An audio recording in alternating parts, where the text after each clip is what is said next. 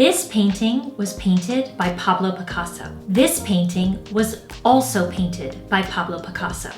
The Old Fisherman, Salmerón, was painted in 1895 when Picasso was only 14 years old. The self-portrait, Seated Man, was painted 70 years later in 1965 when Picasso was 84 years old. Pablo Picasso once said, "There's no abstract art. You must always start with something. Afterward, you can remove all traces of reality."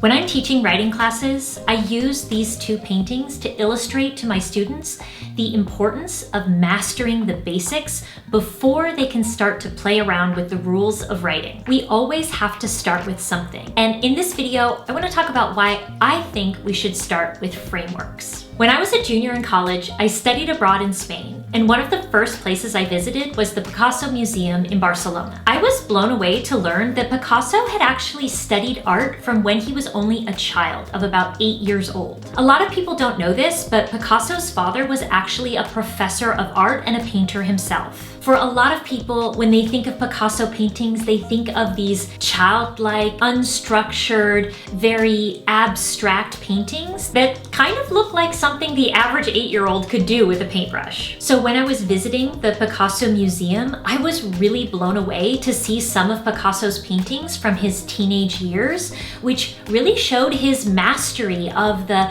techniques and styles of some of the great master painters who came before him. Picasso had clearly studied things like the use of light from the Dutch great masters, and you can really see that in the painting of the Old Fisherman, the way the light shines on the old man's face and the way that the clothing is so detailed and realistic looking. This was painted, again, when Picasso was only 14.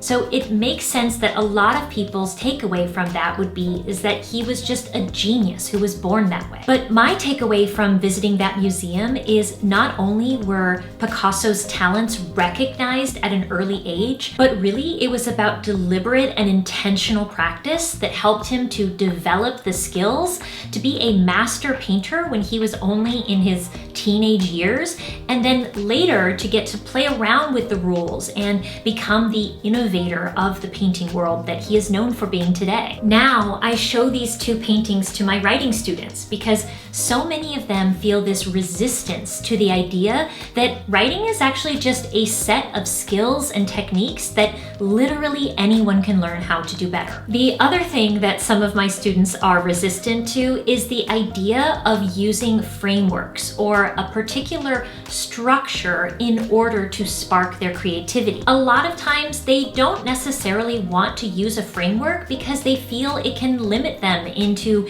being somewhat formulaic. And for other students, they don't want to get started until they feel that they're at that innovator genius level that it took Picasso decades to eventually become. I always tell them, master the frameworks and then you can throw out the rules. We can see from Picasso's early paintings that he put a ton of attention to detail into mastering the skills of being one of the greatest painters that we have known throughout history. And later on is when he began to experiment with abstraction, which are the paintings that he is more well known for, but these are also the paintings that came 40, even 50 years into his painting career. One of Picasso's most famous works, Guernica, was painted only a few years before Picasso's 50th birthday. But I don't believe it will take you 50 years to master the skill of writing. I think you just need to start with some frameworks. If you're new to this channel, I'm Maureen Wiley, a writing instructor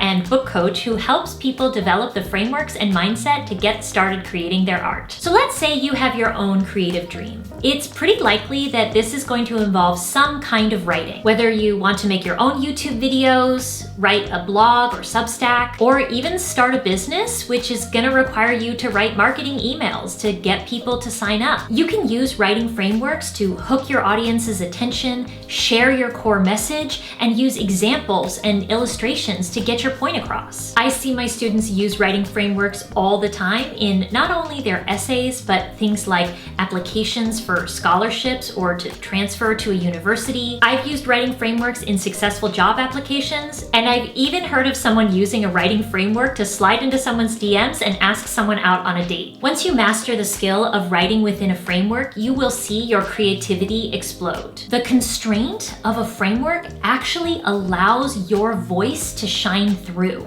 because you'll know what it is you need to do in order to get your point across to your audience. This is a critical skill in the 21st century. The writers and storytellers are the ones who will be successful in the future. If you want to get started using a writing framework, check out the link in the description below and you can download my free writing frameworks guide that you can apply to any creative goal you have. If you'd like me to make a video on how I use my own writing framework to make YouTube videos and write Substack essays, then make sure to comment below and I'll get right on it. If you've been holding yourself back from creating something because you're intimidated by the process of writing, these frameworks are just what you need. Don't worry about looking like a copycat. This is how all the greats get started. Thanks for watching, and I'll see you next time.